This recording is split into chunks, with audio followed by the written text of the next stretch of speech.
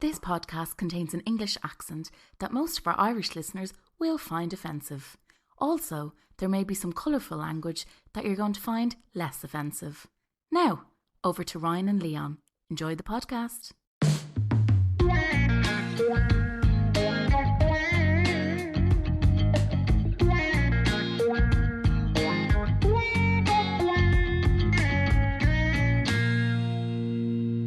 Other kin, dedicated to my poetry family.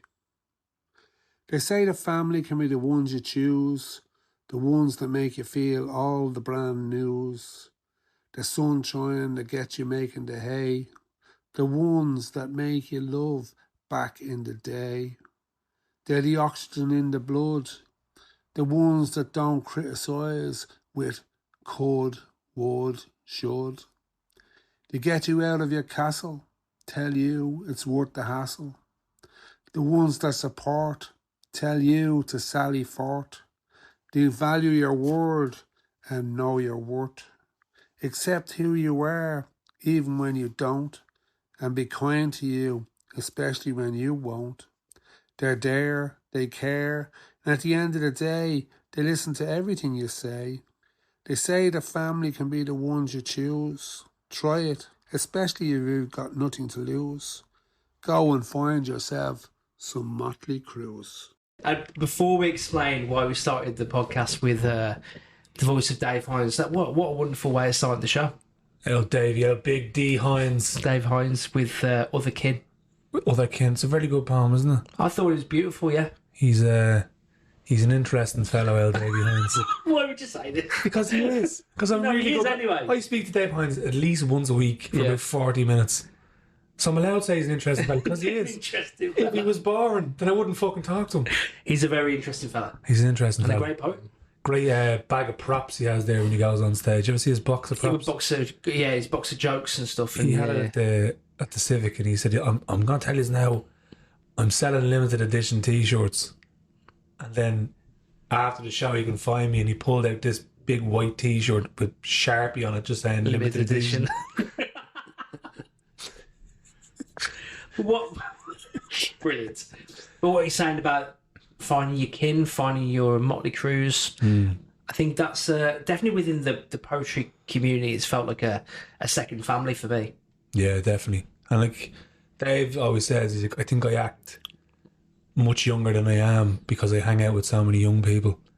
And he's like, I find that they're so interested. And like, he's not, the people that they are younger than him, yeah, chronologically, but he still has really interesting conversations with them. And I think that's why he chooses to be around them, because, you know, poetry is for people of all ages. Well, do you remember the poem that Barry Curvin wrote? We make them old. Yeah. Yeah, with the words we say. Yeah, a bit like that, isn't it? Like, as long as you're interested in the youth today and what they have to say, that's a poem in itself. There you go. Look, thank you very much. Already, €50, please. Fucking Big D Ruggins there with the gorilla poetry. The reason the podcast is starting with that poem is today we're sitting back and we're enjoying the poetry of a very special collection, which for me I think kind of rubber stamps, like bookends the poetry community, even like in Ireland at the moment, with some of my favourite people involved. And we actually have on the podcast, we should have introduced them earlier on, the curator and creator of that collection, Mr. Lee Sheridan. Hello. Hi. Thanks for having me on, Ryan. Welcome to Lucan. Yeah, great in the new gaff. We're in the gaff, yeah. We're in the gaff now. We're as I said before, we started it. This is how the 1% live here, you know. I mean, not many people can say they own a home these days, you know. So he took out the big biscuit, or the good biscuits for you as well. You've got the good biscuits as well. Fox's biscuits. Yeah, I see that. Yeah, they are Foxes, aren't they? I think they're Tesco knockoffs. Oh, Tesco. Well, you know what? You could have fooled me. I thought they were real gold. It was real gold tin foil. Edible gold. Well, actually, when I bought them biscuits, right, the RRP of these biscuits was like £6. With the Tesco club card, €2.50. Wow, look at you. It's a game changer. These lot, I don't know what the plans are, but like the club card levels. You know you're a homeowner when you're saving that much money on biscuits. Don't resent me. I'm just like you. You people. What do you mean, you people? we won't share that our own poems. Me and Leon, we're both in the book, and we're very delighted about it. We were not going to You share. have to buy the book if you want to see your poems. Exactly. Yeah. There he is selling. already. He's a businessman. A, B, C, D. Always be selling, dickhead. You know. I haven't heard the D before. Here's the D. It's spicy. It's spicy version. Yeah. But I will say that I read to my parents and my missus the poem that you wrote, Awalia. Oh, Valia. Avalia. Means Irish for home. Is that Avalia? Awalia. Awalia. Awalia. Awalia. Awalia. He said Awalia, yeah. He pronounced it better than I did. Yeah, I said it where with are a you V. Avalia. Avalia. Well, Avalia. the BH would usually make a V sound in Irish, wouldn't it? Be a V, yeah. Avalia. It's not Avalia. It's Is it Avalia? It's Awalia. Yes, sorry. I'm leaving. Yeah. I'm gone. I've got my residency already sorted gone. now. Your Ryan's the true Irish. Yeah. 490 days of Duolingo Irish and then fucking thrown in the bin. yeah. I'm 398 now. Yeah. 398. Yeah. Nice. I read it out because we were doing a bit of paint and decorating over the weekend, and then I read out the poem that you did, Yeah, and it was it's beautiful. lovely. Yeah. It was well received. It was well received, Jeff. Just so you know. That's what I want. Yeah, I mean, So so you're devastated looking they said it was shit. Lee, tell us about the collection. We haven't even talked about what it's called yet, so please tell us. Yeah, so the collection is called Luna, after Loon Press. I was thinking of a name. Originally, the name I wanted for it was, I remember having that conversation with you, I rang you about it, running the idea off you, but I was going to call it 5 poems a piece, because my plan was that each poet would have 5 poems, but then I was thinking, that's a bit crap. And Luna, It's a bit crap. Luna kind of, it's like launching like to the moon, Luna, Yeah. or Luna. So yeah, but the idea, I was at Sean Watmore's book launch for his collection, Buried Beds and Bicycles. Yeah. I think that's Buried, yeah. But that's where I met you for the first time. Obviously, I'd known you from Instagram and whatever else, and we had communicated on the over the interweb. Yeah. That's when I saw you the first time, and then I met Leon as well, and it was Jess Flood there and Sean, and I was like, this is class, like, this is like, What's going on? and I was thinking, did you ever see the film Midnight in Paris? Yeah, man. Of course, when Yeah. Owen Wilson goes and meets Exactly. Hemingway. I was thinking of the other version. The better one. Sorry, What's that called again? Midnight in Paris. It's isn't not it? called Midnight One Night in Paris. One Night in Paris. Oh, I've never heard of that. Is that a... It's Paris. We'll tell you Hilton's that after. riding together. We won't show it yet. Okay. Paris Hilton made a film. It's probably not for little ears, is it? Not for little ears, no. But anyway, Yeah. It's not that one. it's not that one. Not that one, no. This is, this is a nice one. Yeah. Midnight in Paris, yeah. Yeah. And anyway, Owen Wilson, he goes back to Paris in the 1920s, which is a golden time in Paris. And he meets Ernest Hemingway and what's his name? Your man Dali as well, Salvador Dali. F. Scott Fitzgerald F. he Scott meets as Fitzgerald well. So obviously, look, we're not in Paris in the 20s, but we are in Dublin in the 20s, and I've seen all these people on like big spoken word poetry, Yeah. artists, Yeah. and I had this idea of, wouldn't it be great to sort of celebrate the scene that exists at the minute by having a collection with some of those names, So that's why, yourself, Leon, Mikey, Cullen, the Killing Collective, Daragh, Fleming, Christina, Hennemann, Jesse Flood as well, and myself. So, Yeah. And the beautiful thing about it is like we've got poets in the collection that will be known for being published page poets, but there are some poets in here that really are felt properly as live performers, like Anna D, Mike Cullen. These are people that you really need to be on stage. Yeah. But the problem with that is if you're not there, where's the thing to kind of celebrate, that you can like tangibly hold, and hopefully this podcast is a little bit of that, celebrating like the scene, but having those names in a book like that is key, important. Yeah, even. exactly. That's the thing, because look, spoken word pieces, and I remember like when I was reaching out to the poets and spoken word artists to see if they were interested in being part of the collection, and Anna D said she was interested, but she said, a lot of my pieces are long form. Are you sure that'll work? And I said, absolutely. I mean, well, look, it'd be great to try immortalize that in some way. Yeah. And I know they're meant to be performed on stage, but it would be nice maybe for some people might like to sit back, and because it gives like the only way now you can enjoy Anna D on the page as well as going to see her live or watching a video of her. Now you can sit down, read her piece, and you can analyze it more as well, and see how it works that way. Well, So, I think that probably leads into putting our feet up and listening to the voice of Anna. yeah. Shall we? Sure. I've picked State of the Nation. Oh, yeah. Anna's a really powerful performer, and I'm not good at this stuff. So I look at the people that are really good at it, that are writing the art that is meant to move people. You know, so things like this I really admire because I can't do this. This is Anna D with State of the Nation. State of the Nation. It's more the land of white collars than the land of saints and scholars lately. And it won't be the Emerald Isle in just a little while if Quilcha keeps selling off our forestry. The state is constantly tearing strips off our culture and feeding it to vulture funds. Gentrifying, knocking down the character of towns. Buy and sell, housing hell, but never stuck for a hotel at least. And there's the odd new custom-built library, but books are messing with our binary, so let's go upender, 'cause the kids are fucking round with gender and we can't have that. No space for empathy. Activate mob mentality. And there's a Cade Mila Fulcher out if you're white Ukrainian, but if you're Afghan, African or Syrian, there's a separate 100% handmade Irish welcome for you in DP.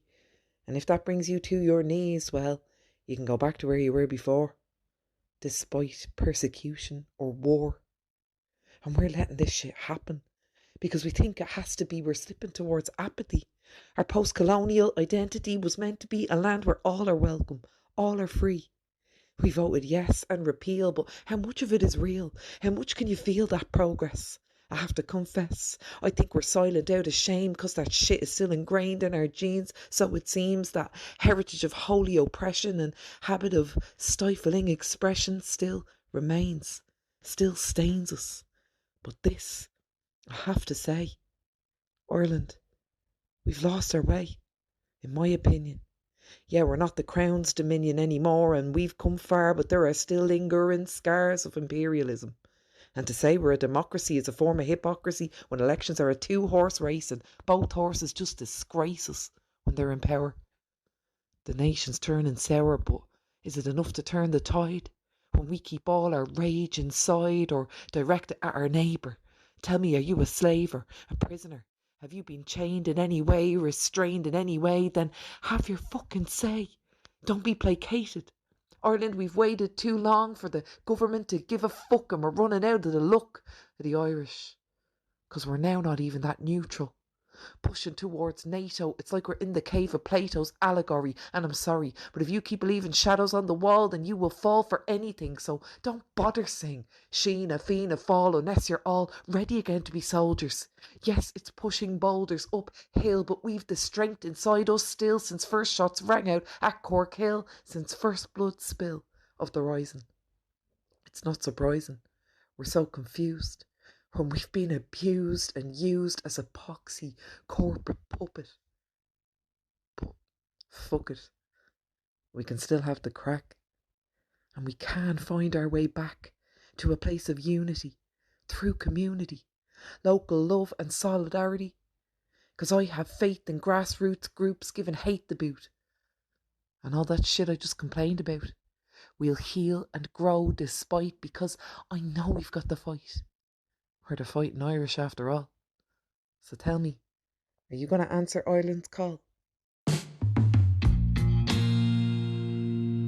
That was Anna D with State of the Nation. Very powerful. Very topical, yeah.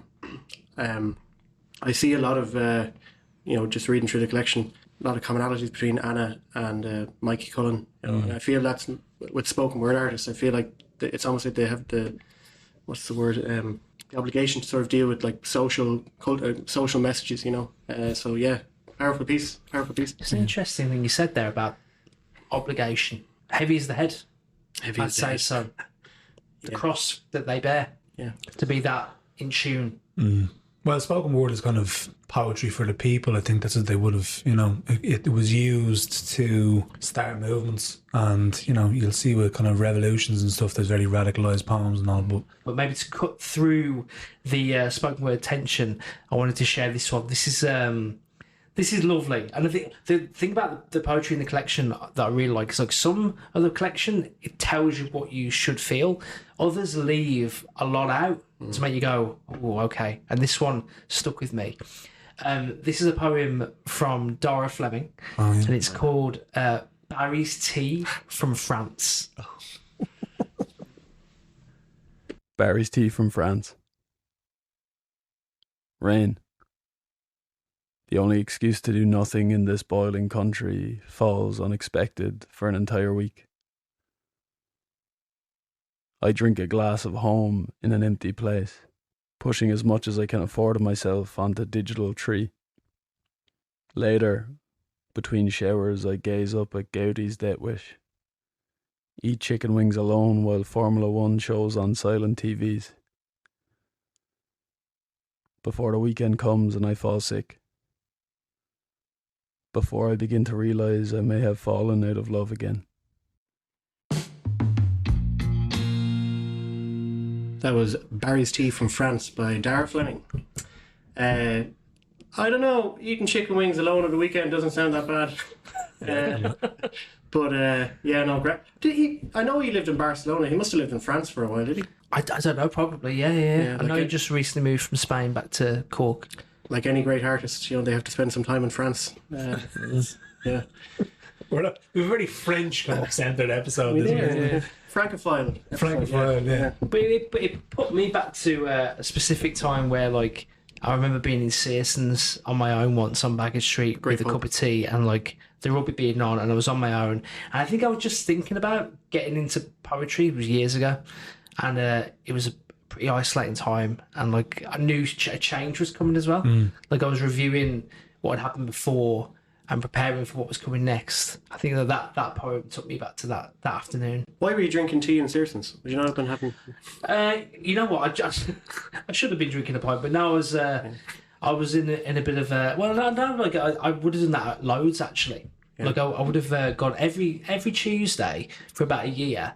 I went to the Waterloo pub on Baggage Street for cups of tea and dinner and wrote poems. Really? You can't be on the sauce all the time. Can't be on the sauce all the time. Jeez. But it is fun, though. That was a big haunt for Patrick Kavanagh as well. He used to hang around that pub. And there's actually... There's prints and photographs of... Yeah, there's like Samuel Beckett photos there and Brendan Behan too. Brendan Behan, he would have gone into the pub and him and Kavanagh would have had a shouting match, because they didn't get on. And he would have been hurling abuse at Paddy's broad retreating back as he ran out of the pub. Like a rap feud. But yeah, I mean, it was essentially a rap feud. Yeah, that was it. Yeah. Apparently it wasn't... I remember reading somewhere that Behan didn't like Beckett much, but he got on with his brother, I think it was, over in France, because Beck was all like quiet and stuff like that, and Behan was all loud and boisterous. Yeah, Beckett, he looked like an intense character, whereas my impression of Behan, he was a bit more down to earth, Yeah, so that's probably why. Clashing personalities, I'd say. Awesome, yeah. Very good poem. Very good poem, yeah. Like the imagery is very good, and then where you can nearly taste those chicken wings. Yeah, I was with him. And you can see that Formula One on the telly. And the fact that there was no sound on. So no one cared about what was on the TV. So it's like dead. It's an empty place. Empty place. And he's fallen out of love. Do you know what freaks me out about some things about English pubs? The way there's no music and some of them they don't play any background music. Do you know, like Wetherspoons? Yeah, Wetherspoons have mad rules. And it's like, it feels like you're in a hotel reception. No music, no Sky. So it's always BBC. BBC News is always on when you walk in. It's always any chain pub like that is awful. They're not good pubs. They're no soul. It's all just cheap. There's no real independent pub culture in England. Everything's a chain. Even like the ones that are owned by the breweries, like the Young's breweries or the Marstons, like they're still, they're part of a chain. So, even in London, I feel like there was lots of... No, they're Young's or Marstons, like most of them would be. It's kind of sad. You'd rarely have like a pub that's owned by a family, the family name, like here. Really? But like here, there's no chains. I find that really weird because I think it changes the way... We talk a lot about beer on this podcast, don't we? But like the problem with Ireland, I think, is like because there are no chains, the breweries talk to families, and that just means power to breweries. We need to unionise. Where at least like in England, you've got like the breweries have the pubs. Let's jump straight into Jess actually. This is Storm 27 by Jess Flood. Storm 27. They say embrace the present. It's all about the here and now. But why does the present have to serve me so many lessons on everything I've done wrong, everything I'm doing wrong, and all the things I need to do to make sure there's no more wrongs down the line? When I think of life at the minute, I think of a rushed brainstorm on a torn page, and I ask myself if this is the age where my brainstorm becomes calm. Bubble in the middle, arms flying everywhere, words crammed into every corner of that sorry looking page that is supposed to be my life. Travel, emigrate, stay, save, buy a house, no rent until when, kids not ready, income steady, but I'm still broke. And life's a joke, and fuck the job, I love the job, but do I really? Stop worrying, live life freely, but I'm living for payday. Grass is greener, country's getting meaner, but it's deadly on the 4 sunny days we get. Am I successful yet? It'll all fall into place, but the world's a disgrace, or maybe that's just how I see it.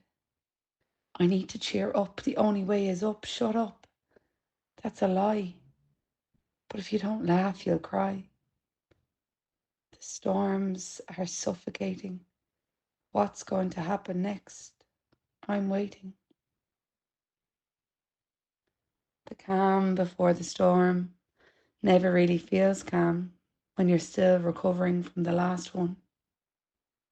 And it gets a bit crazy in my head sometimes, fighting the world's problems as well as my own whilst trying to live a life flooded with opportunities and privilege, the world at my fingertips, but that doesn't mean I know what the fuck to do with it.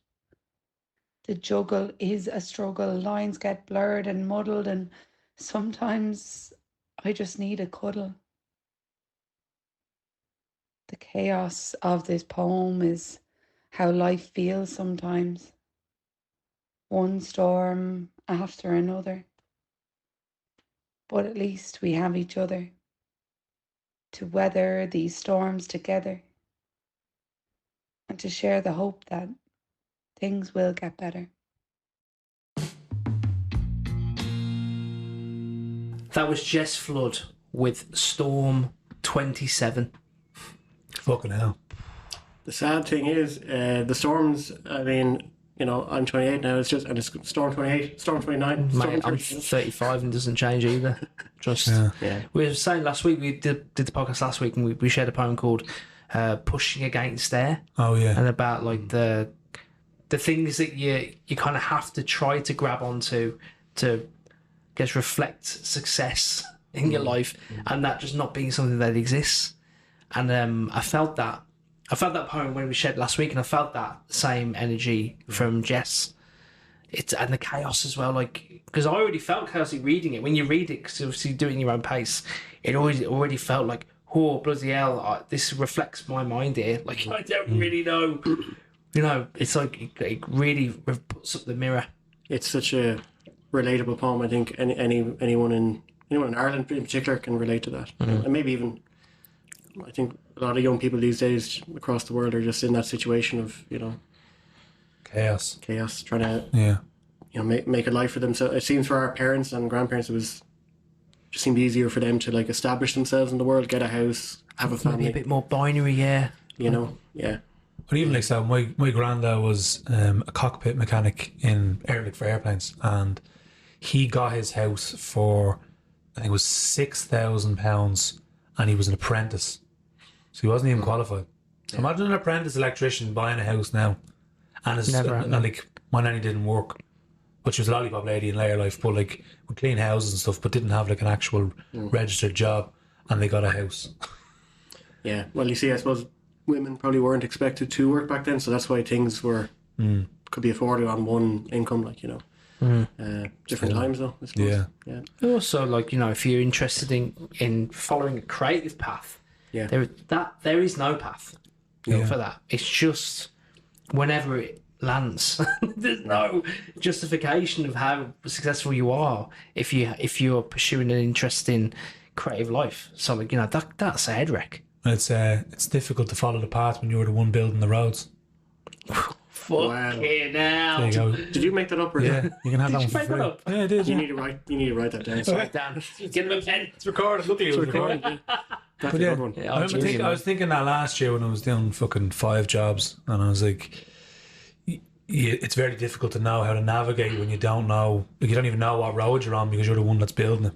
Like, you don't know where it's going to lead. You don't know if it's going to be a dead end. Do you build another road? Do you go a different direction, or do you just keep going on the same one and persist? And I think persistence is the main thing, because if you stop, it stops. Whereas if you keep going, something can happen. In my experience, if you have a goal and it's if you just follow it, you don't, and like you say, you don't know, the road isn't built yet, but there's something about like the law of attraction or something that just when you start doing things happen, and you attract the right things, and it's almost like that attraction are the bricks that build the road, and that's what I found in my experience. It reminds me of James Joyce. Like, he was piss poor when he lived in, like, let's say, but he was always kind of poor, really. He was reliant on a woman in England to give him money and stuff. But he said it was amazing because, and actually all the women in his life, he had a woman who published him, a woman who gave him money, and his wife, Nora, she inspired him as well to, she was his muse, and she gave him lots of material for his book, for Ulysses and the likes. But he said once, it's almost like the universe is, and I'm paraphrasing here, but something to the effect of, it's almost like the universe is working to help me, because whenever I pray for something, I get exactly what I need at the right time. Wow. He didn't see it coming, these things that helped him, but they just came at the right time. And I find that if your vocation is true and whatever it is, if you just persist with it, those things will come to your aid. But even when we're in prep for this episode, like, I was thinking of the first time I heard of you was this podcast, and we featured you on the podcast. Yeah, I remember Ryan texted about it. Do you remember? Yeah. And reading your work, and then obviously meeting you for the first time again at Sean Watmore's poetry lunch, and how many great people it's brought to me from just me doing poetry. And I like to think it's the same as yourselves, like, that. It's the same. And I think it's when you're in that headspace of being slightly less harsh on yourself, it's really to see the beauty of why you follow that path. Because it's not even about, we all know that anyway, it's not about the end anyway. It's about how incredible your life becomes, how wide it becomes, how fulfilling it gets, like with different people and different experiences. Like this, it doesn't really matter where it goes, but it's when you're hard on yourself, it's very hard to see those conversations you have and those new people that you meet. I think that's the problem, innit? We're very hard on ourselves. Yeah. Very. I want to share Christina Hennemann's poem. Yeah, Christina. And it's really about, it's a little bit tied in, it's about change and about like being kind of open to change, but also not being forced to change. It's got a little bit of a relationship dynamic as well.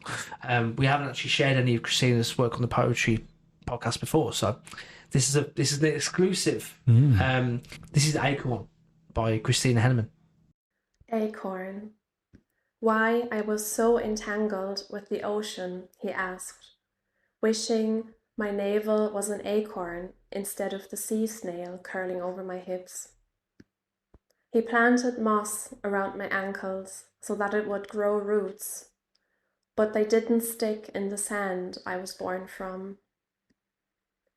He wondered often why I wasn't more like the damp fog settling over the evening woods. Requested I'd be mistier, meaning more mysterious, and I said, why, when I can be as open as the sea rolling on vast beaches? He kissed away the ocean's foam coating my lips, smirking with salt and wrinkling his tingling nose, while I was leafing through the dense crown of twigs on his head, seeking to uncover his sea blue eyes. From the wood of his trees, he tried to carve me into a forest fairy, but his hands went stiff and cold on my breezy shore. He nearly lost his roots to the wind, leaves blowing off and exposing his aquamarines. I almost turned into a brooklet in his pithy fingers, running in silence, like a goldfish babbling against aquarium glass. When I happened to grow a small acorn inside my belly button shell, I ripped it off like a mother cuts a navel cord, and planted it inside the emerald moss covering his thighs, where it belonged, requesting him to take care of my fruit.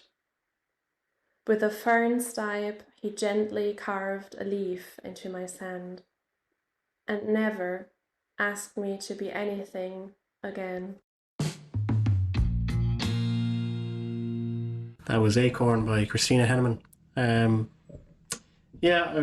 really wanted to have Christina in the collection because she was actually the first person to win a Luain Press prize back when we started in 2022. And actually I only found out afterwards, which I was amazed by, that was the first prize she ever won.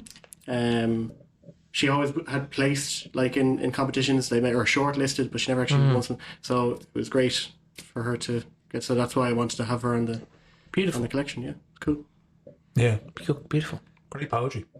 Great poetry, yeah. Yeah.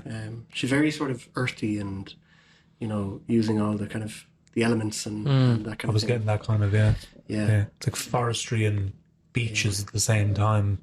It's very interesting. Yeah. I also think there's something to be said around, there's a part of romance where, like, especially when you're probably a little younger, you are trying to mould your partner into what you want from a partner, or all of the things that you build up in your own head as a partner, and try to kind of carve that out of a person. And that can be, I mean, that could be a head wreck. That could be a really volatile experience because, like, we're just all here as we are. I think romance becomes a bit more calmer when you start meeting people where they are, and just accept them for who they are rather than trying to see them as a project where, they'll be great in a year when I subtly influence them to completely new different sneak in these habits that they have no interest in doing. But that's probably why the relationship fails, is because, like, why would you get with someone and then try and change them? Like, what did you like about them in the first place, And that's probably why they fail down the line, is because they've tried to transform them or push them into a mold that they're not going to fit in, and then suddenly they're not attracted to them anymore because, like, it's not as we would. It's not as good as it was when we first started together, And it's 'cause I suppose as well, like with the relationships, as time goes on, people change anyway, So, but if you've spent your whole time molding into someone, and then that person wakes up one day and feels unrecognisable to themselves, that's obviously going to cause a lot of issues with the, like, I think that's one of the problems with, the whole common thing of online dating being cold and, like, the dating scene, it's a nightmare and all this blah, blah, blah, blah. I think a lot of it is to do with quite rigid, not just expectations of what you want people to be, but also the rigid profile of who you're presenting yourself to be. It's almost like there's double-sided issues going on. Like, the way you are, because you it's up to you to create whatever profile of the best version of you of what you wish to be presented as, and then you're also matching up a silhouette version of who you want on top of a person that you don't know. So it's like, of course it's going to be shit. None of this is human. None of this is real. You've created two fictional characters, not only with someone on top, but also yourself. Yeah, and then you're going, what the text back? Because you're not you and they're not them. That's why. Get over yourself. Complete stranger. The next person I want to share poetry from was at the first ever poetry event that I went to. Oh. It's like, we were talking a lot today about, like, how things come full circle, because now that is what the book is really. But I remember going to the circle sessions one Monday. The only reason I went was because my friends were enjoying the poetry that I was writing as a joke for our nights out. That's how it happened for me. I just started writing poetry after weekends away, and then everyone messaged me like, "Oh, where's that poem? Oh, here it is. That's great. You should do this." And okay, that's what Daragh Fleming said today on his podcast. Actually, he said he just he was writing poems for friends and stories for friends, and that's how he got into it. Well, it's crazy that so many people. Crazy. So then I brought a group of friends to the circle sessions, and they put me on last because they didn't know me. So I was there at like 10:30 at night on a Monday with about 8 friends, and everyone's like, "You go." I was like, "Just stay." And then obviously at the circle sessions, it clears out after the second act, doesn't it? Like people just bail, but Annie was there.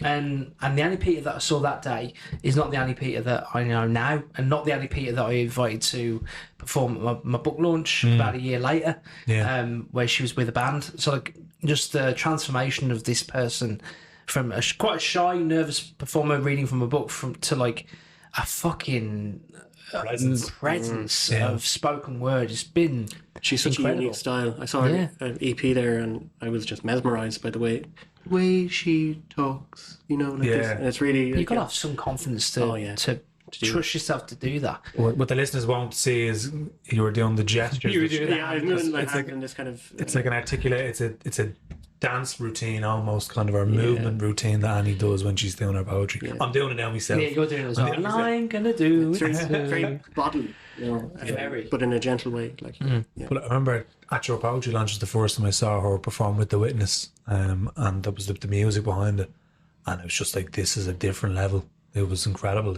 This is the poem Fairy Tales by Annie Peter. Fairy tales. Can't afford to get sick, so I won't. I don't. I keep laying brick to keep you away from me. You've been nothing but good. It scares me. I'm wary. I know how this goes. I don't believe in fairy tales. I've so many walls built around me. Getting to me is an odyssey. How did you get here? Was I the Sphinx? It riddles me. Did you solve the puzzle? When did I let you in? I keep laying brick solid to keep you away from me. You've been nothing but good. How can I find an excuse to leave? Excuse me, I am weak. Can't afford to get sick, so I won't say when I am. I don't get sick. I'm in good health. How did you find me? I was buried deep. I lay brick upon brick. I made sure there was no entry. How did you find a key? Did you make it from scratch? Last time I checked, there was no door, no lock. You've been nothing but good.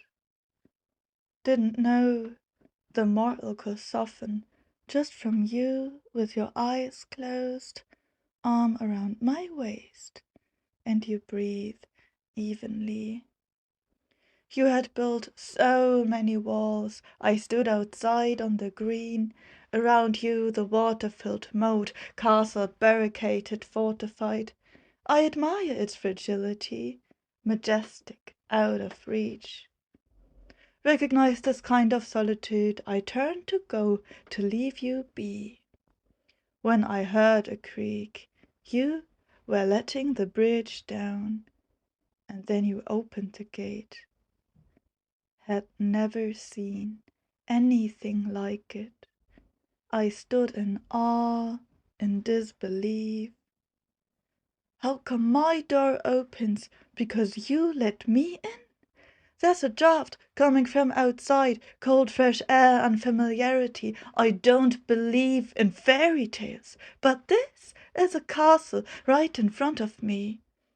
I see its towers, its colors, its glass-stained windows, and distant bells I hear. I was laying brick upon brick for years. You've been nothing but good, yet somehow I search for a reason to keep you away from me. How did you get here? When did I let you in? Didn't know. My fort could fold like silk, lifted by the wind, just because you close your eyes, arm around my waist, and you breathe evenly. Wasn't hard to love you. Didn't have to try. Wasn't hard to love you. Didn't have to try. Held you for a little while. My, oh my. Held you for a little while. My, oh my, oh my. That was Fairy Tales by Annie Peter. Yeah, very hypnotic. Really kind of a lot of repeated imagery again and again. I think it's to sort of grind on your nerves in a way, to sort of make you feel what the person in the relationship feels. It's cool. It was a trance. That's what it was. Yeah. There's it's unconventional melody, but it's almost like it's hypnotizing you. Yeah. It's going into this kind of So playing with balance as well and energy. It always reminds me of Alice in Wonderland, her type of poetry.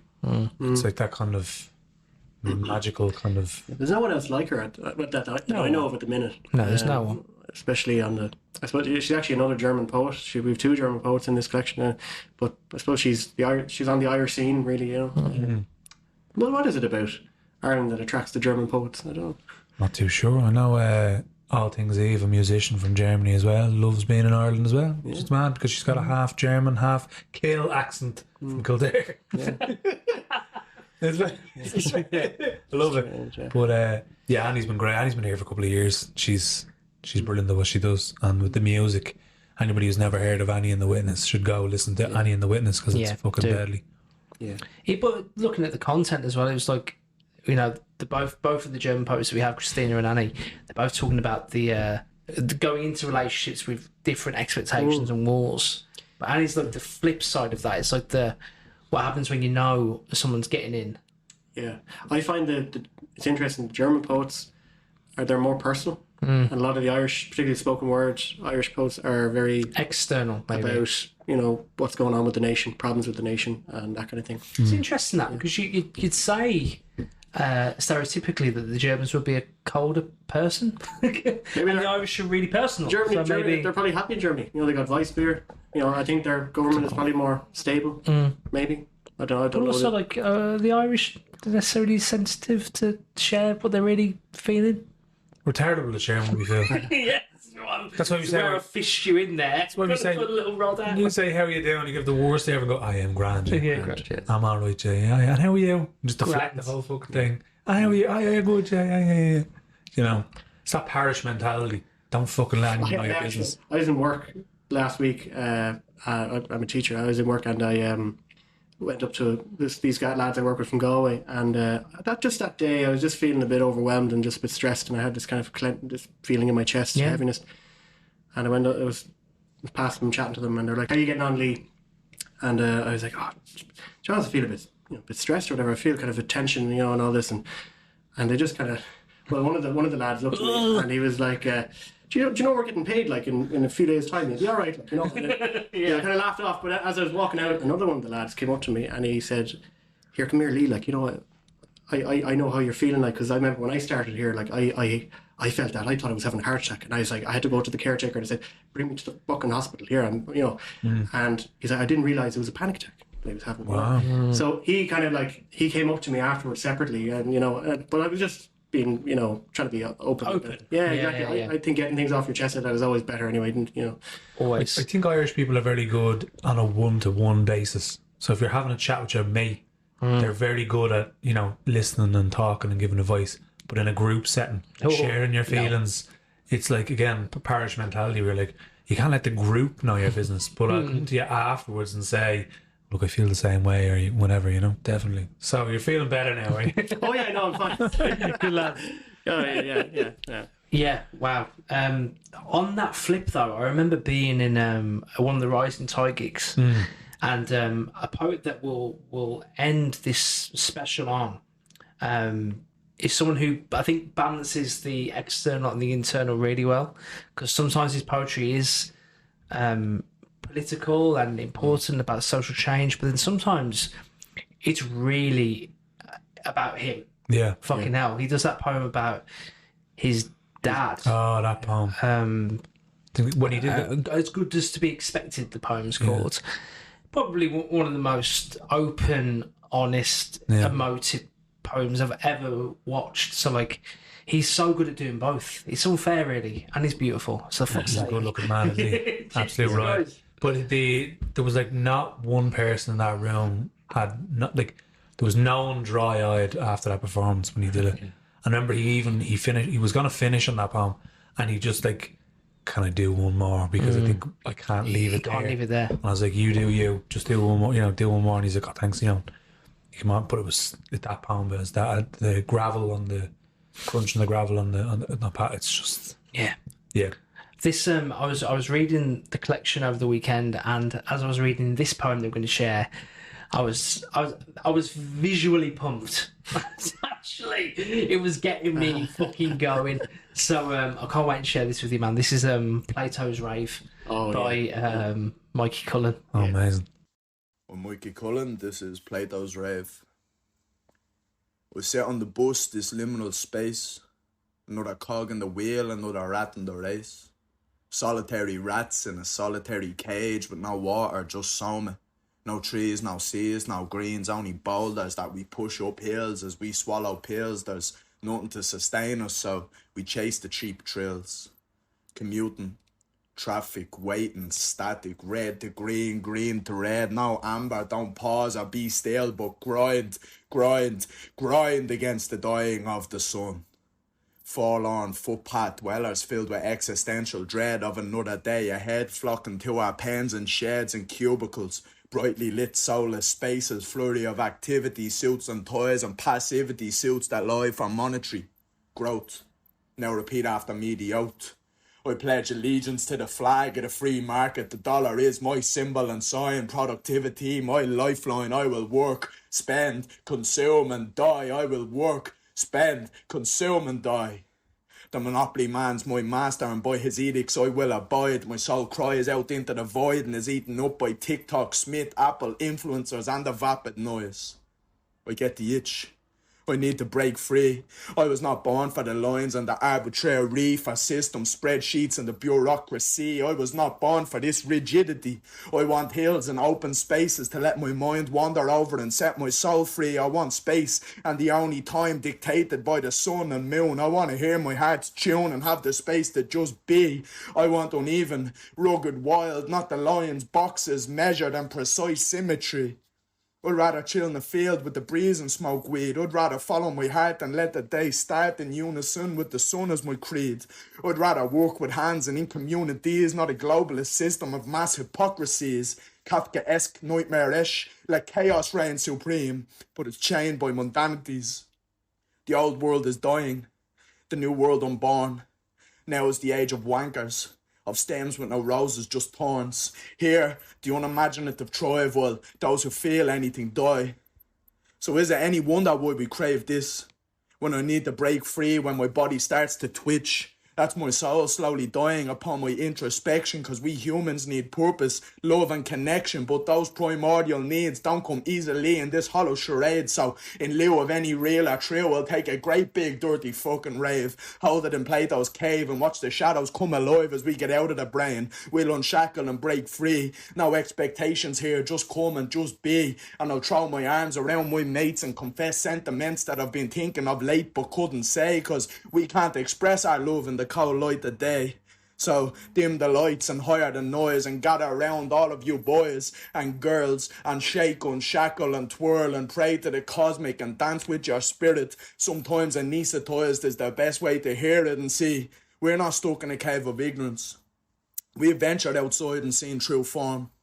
But while the elders of the world won't acknowledge the cave, then the world cannot be reborn. Therefore, our knowledge is a burden and leaves the soul torn. We see existent sand slip through the hourglass like the first drops of water before the dams burst. Us, deprived of water, we're hungry ghosts with divine thirst that we act out in a carnal urge when the very sun that illuminates and sustains life, they've condemned and sentenced it to die with their numbers, their values and their profit market worship. They've unleashed devils to the oasis and our subjugation, their purpose. So, if this be the last of days in this factory we call a society, there's no God to hope for, he's dead. Well then fuck it lads, we'll nullify our existential dread by sweating off the grey and getting off of the head. Beneath loud noise and in dark rooms we return with repressed souls now exhumed. Before the end that looms on us soon, I wanna feel the sublime. I wanna feel togetherness and like in a flock I wanna fly, so I'll make like a bird, and before the sun burns I'll feel something, anything. I wanna feel it all. So let's go and get high and dance with the shapes now etched in writing on the wall. That was Plato's Rave by Mikey Cullen. He's a tornado, that man. Yeah, that was a tornado of a poem. Fucking hell. Yeah. We took a few minutes there, didn't we? Take a breather. Just have a little bit of fucking break. I'd take my shoes off, I was sweating. Yeah. Yeah, jeez. I don't know what you even say about it. Like, everything you said was absolutely relatable, and yeah, it makes you really think what the fuck we're all doing. Yeah, it sounded like he was pouring his heart into it, like absolutely, like. Yeah, no, he's a machine, absolute machine. A joy to see live as well. If you get a chance to see him live, Do you know what's great about this collection and also this kind of episode as well is that you're getting to hear poets like spoken, like as I said, spoken word is. It's going to be great to see it on the page as well, and for people to be, and a lot of people to be introduced for the first time from reading this collection to these people. But it kind of helps each other that some people that would prefer page poetry now get to see spoken word on page, but people that would probably would not have seen that much spoken word now get to read it, be introduced, listen to this, and actually nice hear interchange. yeah, go and find it. it's kind of helping out, you know. So yeah, because spoken word, it's very visceral. It's in your face and it's in the moment. But then obviously hopefully this collection will give people a chance to just take a step back and have a slower approach to digest it, you know, and to see it on the page. Yeah, it's as simple as that. Well, we're going to be at the launch, which is on the 24th of April, the Teachers Club in Dublin. Yeah, at 6:30 in the evening. This will be hopefully kicking off, and we'll be in the Georgian Function Room, and there'll be the bars right outside the door. Cheap pints there, cheaper pints, I should say. Cheaper. yeah, pints. So as Daragh Fleming said of Beamish today, the Lord Soup. I don't know if they have. I don't know if they have Beamish actually there on tap, but maybe they will. But anyway, so yeah, it'll be. They're not listening. I'll forgive them if it's not. It'll be great evening, hopefully, please God. And yeah, it's just hard to know. Again, the room can only hold about 60 people, so hopefully, I mean, that'd be great if we. Geez, come along if you're at a 24th of April. And then if you're not able to come, where can people get the book? They can get it on luainpress.com. They could just go onto the website, check out the shop and place an order, and straight in, you know, no messing. Lee, now we've got you here, right? So I want you to read out the Agony Aunt poem that we received. So the Agony Aunt, not in the Luain Press collection. No. Luna. Maybe we can do an Agony Aunt book. Listen, he said it now. We'll have to ask him. He said it now. Oh yeah, geez. She'll probably want royalties. She's not very good with contracts, is she? The Agony Aunt, bit old school. The funny thing is, she can't even write. That's the mad thing. I don't know how she's getting these poems. She just speaks and ends up on the wall, and then we have to scrape it off the wall. She just shouts at pens, and they just start moving. I think that's what it is. So the Agony Aunt problem, Lee, for this week was the following. So the problem is, what's the best way to get rid of crusty Klingons? The family members you avoid at parties, funerals and reunions. The colleague you bump into at the canteen and you know will bore you about their kid's latest school project. And retired neighbours who come out with their leaf blower to blow air. I mean, fucking hell, that's all right. Fucking cutthroat. Jesus. Absolutely. I hope the Agony Aunt has taken that and done something with it. Well, what I did was, right, because this is a very special scenario, I went down to the marina in Malahide. Yeah. And past all the yachts. I found her on a dinghy, just whittling a piece of wood that she was going to make into an oar. It was a very big piece of wood. a very big piece of wood. And I said to her, look, we have this problem. We have this problem with dead weight. This dead weight that need to be scraped off. So she goes, don't worry, I have a poem for you. I'll whittle you a poem. So she just started doing that, and she came out with this one. This is called Speedboat. I have a concurrent problem, or problems, and I'm not sure how to solve them. See, I've got a few clingers on that linger on till the very end. People I call neighbours, family, and friends. Just sitting there waiting. Well, I'm debating how to get rid of these fucking dead weights. People who I pretend to call my mates. Because, pal, I'm like a speedboat blasting through waves, and these barnacles stick to my bottom while my bare knuckles whiten and teeth tighten, causing a craze of impatience as I'm waiting for them to fuck off. So what I'll just say, next time they try and prey on my willpower, sorry, pal, I can't talk now. I have some crustaceans to scour off the bottom of my boat. And finally, without them around, I can just lie back and float. That was the agony aunt with the poem Speedboat. Speedboat poetry. Speedboat poetry. Hopefully that helped. It's topical. Do you know what I mean? Yeah. There's a theme to it there, I think, speedboats bursting through waves and such. You know what I mean? What kind of... Imagine the luxury of owning a speedboat. Yeah, okay. Just thinking. Housing crisis. You've got a jacuzzi. There's no speedboat crisis. No. Should be buying speedboats so we could be down. We can go anywhere. Well, I might say about that problem though, like, it's a speedboat is an interesting vehicle because I don't think there's more than one person can be on there, and I don't think carrying on like that you'll need room for one more because no one's going to want to fucking speak to you. You've obviously never seen the Hypnotise Biggie Smalls music video. There's about 4 or 5. Depends on the size of the speedboat, maybe. Maybe. I'm thinking about a jet ski. You're thinking of a jet ski. I'm thinking of a jet ski, or the one in Grand Theft Auto Vice City where he just jumps on and starts whizzing that around. But the point is, no one's going to want to speak to you anyway if you carry on being an arsehole. It's true. Fucking hell. Don't be an arsehole. What I mean? Sometimes the crustaceans, they're delicious. The kind of person that gives some lovely woman that lives 2 doors down a nasty nickname. I know, yeah. Like Stuck Up Joan. Joan's just there.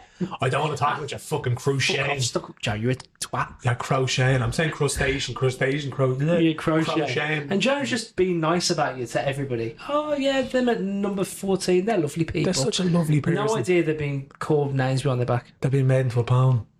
Fucking nonsense. Busybodies, Yeah. How do people have the time to just sit around giving out about people looking out the windows, looking, You know what they should be doing? They should be reading poetry. They should be reading poetry. A specific poetry collection that we're talking about just now. Yeah, exactly. So Luna is available now. Yeah. Also, if you're in Maynooth at all, on not every Saturday, but most Saturdays, hopefully now, we have a little market stall now where we're selling our books. So you can come around and you might even get a signed copy of myself or who knows. Yeah. But yeah, get to Maynooth. Yeah. Last week we did a bit of a special sharing some of the poetry from people that went to the Dublin is Tala event at the Tala Civic Hall, Civic Theatre. Dublin you are. Yeah, Dublin you are. The Tala special. Dublin you are Tala, sorry. Yeah. So at that night, the singer was Sandy Jane Hyland. Her band, Elamino, has a track that had been sent to us and it's called The Only Thing. Lovely. So enjoy the music from that evening, Dublin You Are Tala, through the voice of Sandy Jane Hyland. Leon and Lee, thanks for your time. Always a pleasure, never to show Ryan, baby, and Lee. Thank you, guys, for having me on. No Lee worries. and Leon and Ryan. Yeah. Take it away, Sandy.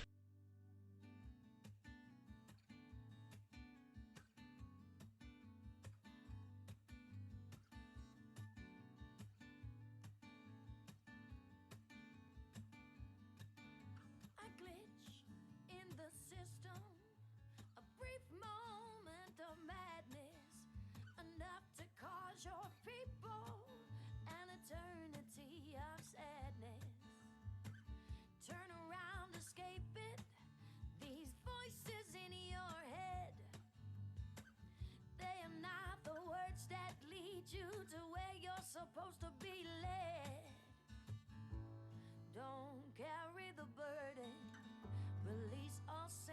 pressure. Reassure yourself that things will get better. And breathe. Just breathe.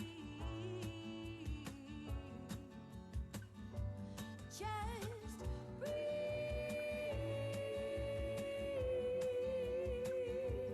Try to breathe. It's the only thing you have to do.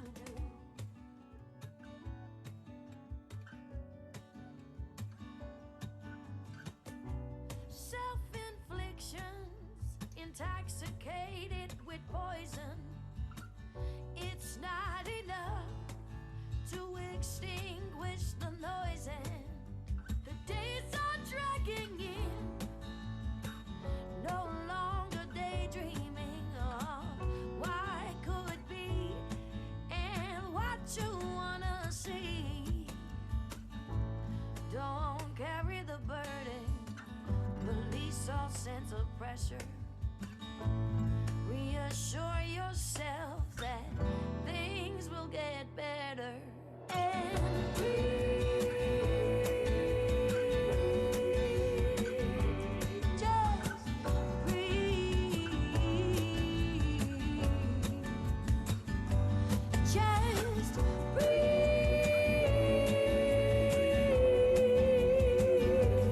Try to breathe. It's the only thing you have to do. It's the only thing you have to do. The help you need is coming soon.